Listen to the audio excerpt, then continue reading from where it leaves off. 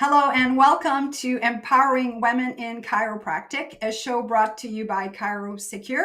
My name is Dr. Nali Beauchamp, and today I'd like us to talk about money. And I know it's a topic that we don't always feel comfortable to talk about, but let's dig in and dive in to have a conversation about self-worth and our money mindset as chiropractors, as well as ideas of how we can increase our wealth. So let's go to the first slide.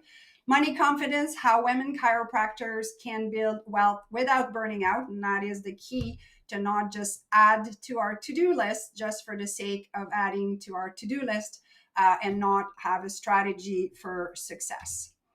So 70%, the money gap, 70% of women business owner earn less than 100K a year. Many women entrepreneurs, including chiropractors, struggle to generate substantial income for their practice. And another big gap too is chiropractors have a tendency to undercharge for our services, and we'll talk about that a little bit in more detail. And I think especially women, we have a tendency. I shouldn't generalize like this, but I think the stats would probably confirm that women have a different money mindset than men. And the point here also is that you can't serve well if you're constantly depleted, that it is from an energy point of view, or if you're not successful in practice, you can't keep your doors open and pay your staff, and you're paying yourself last and you never know how much you're going to make. That's not a great way to be. And it is going to truly deplete you and get you to burnout. And we don't want that.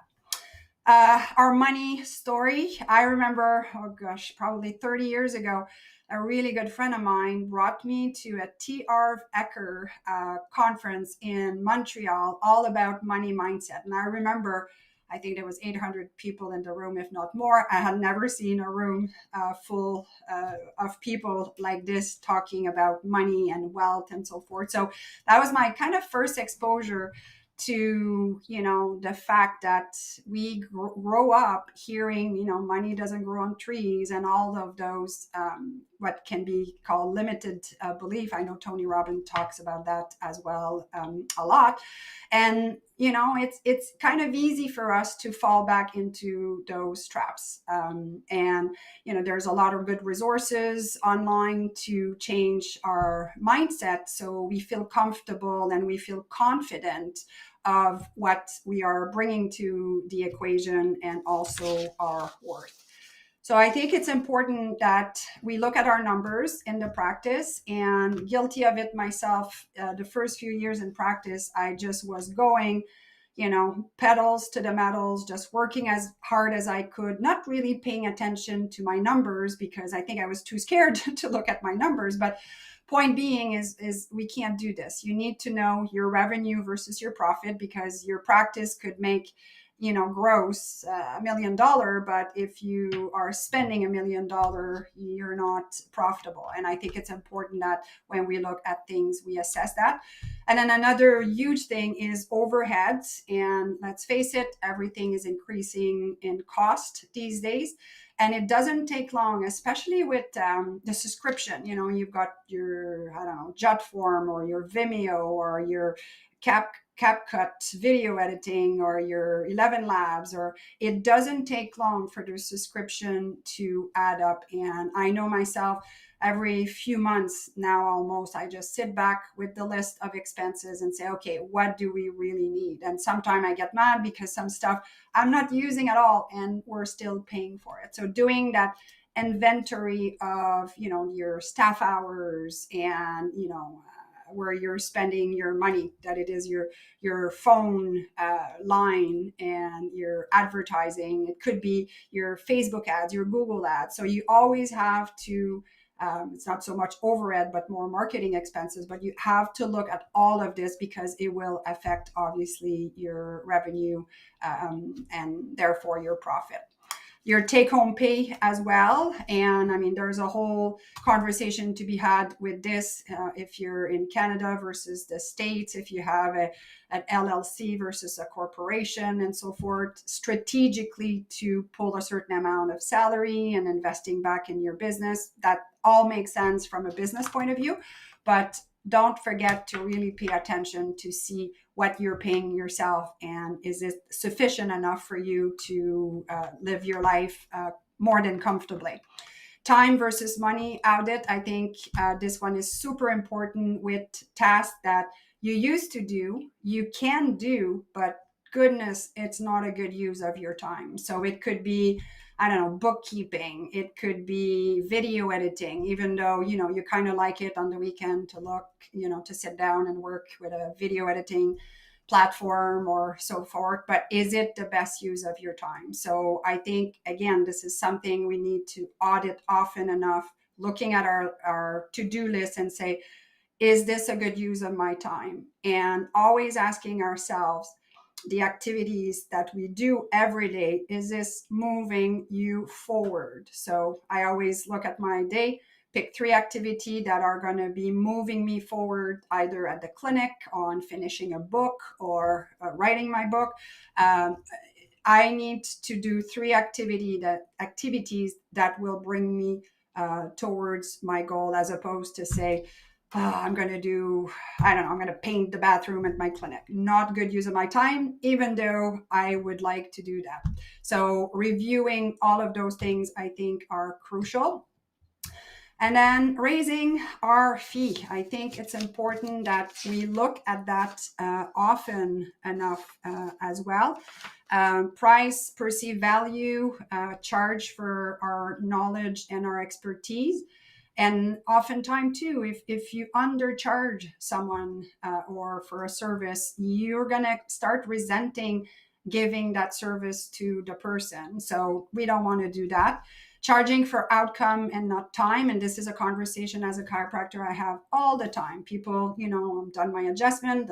They'll sit up and say, that's it. I'm like, yeah, that's it. Isn't that great? So with us chiropractor, my expertise is to correct, and detect the subluxation in your spine, adjust them. And doing so is not a long process, but the effect will last, hours. And it is for us to redo on a regular basis so we can reprogram your brain and your body communication to work optimally. So the appointments are not going to be like in therapy or massage therapy or physiotherapy. They're not going to be long, but we do need to do it more regularly. And then, people go, oh, okay. So once you pre-frame that they're not buying for your time, that you're not going to be with them 30 minutes unless you are, and that's okay too, but whatever style of practice you have, but you're pre-framing it that it's not just your time that they're buying, but your expertise of what you deliver. Also practicing the money conversation. It is something that I remember when I first graduated, I just almost didn't want to talk about money, but we need to, because unfortunately people will not get under care because of either time or money. And now I address both right from the get-go. I make my recommendation and ask them, what would stop you from getting under care, and having that conversation, I think, is super important.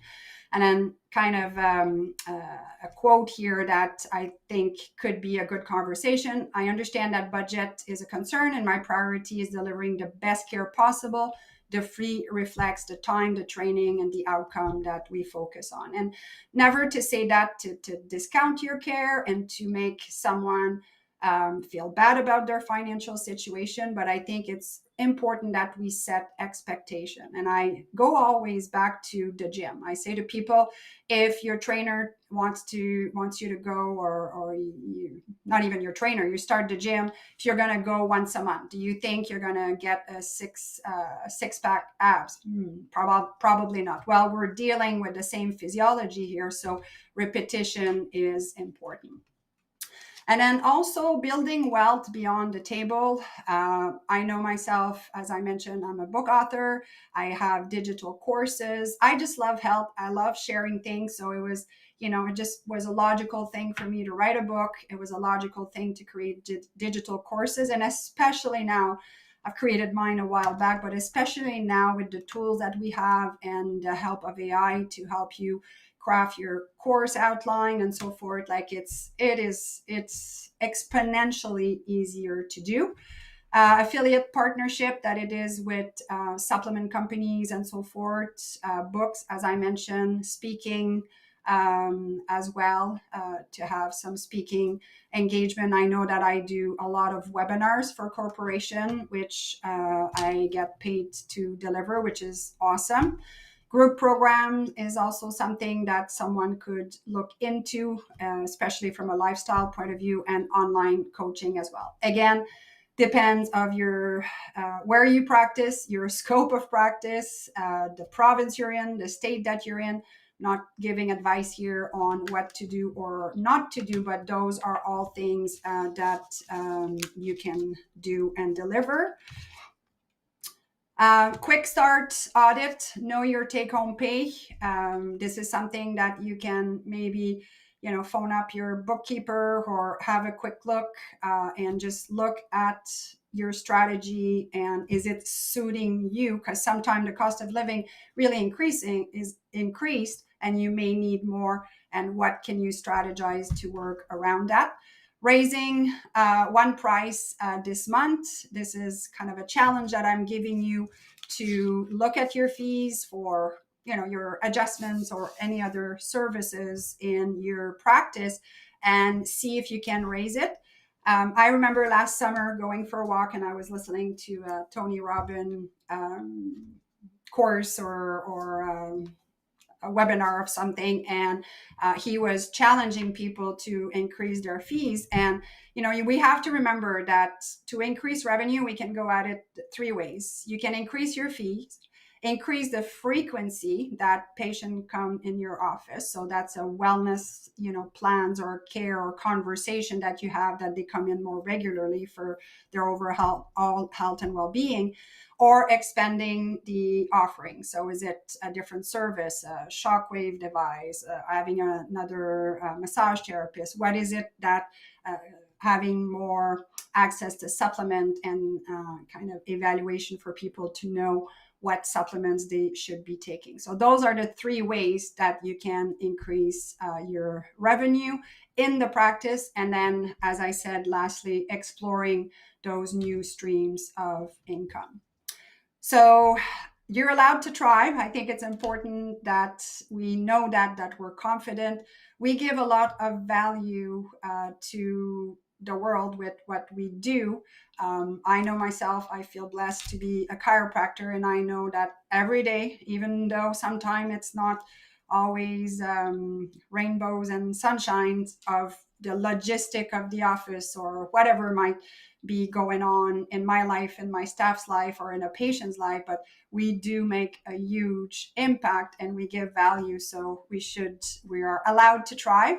And then having that money clarity is not a selfish thing. It's actually smart to know where we stand, because I heard this, I can't remember, 30 years ago, probably. If you want to help the poor, don't be one. And it just stuck with me for some reason, that I will be able to give a lot more if I'm successful and bring along people and give value.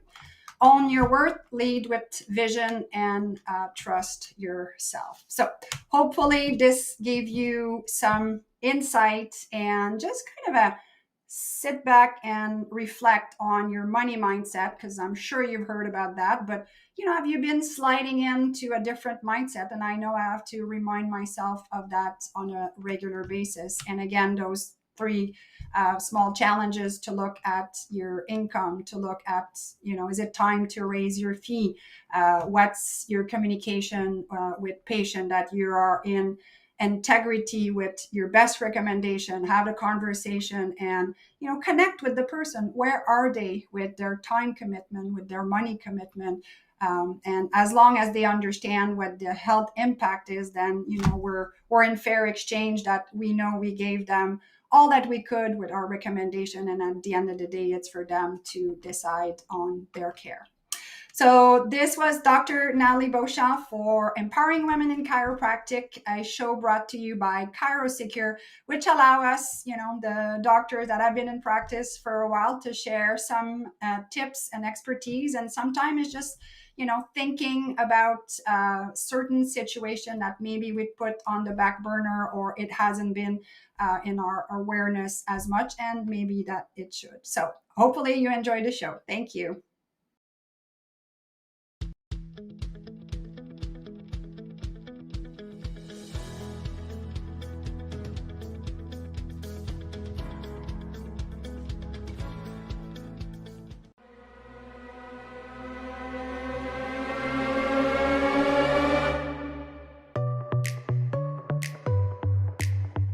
Join us each week as we bring you the best in business growth, practice management, social media marketing, networking, leadership, and lots more.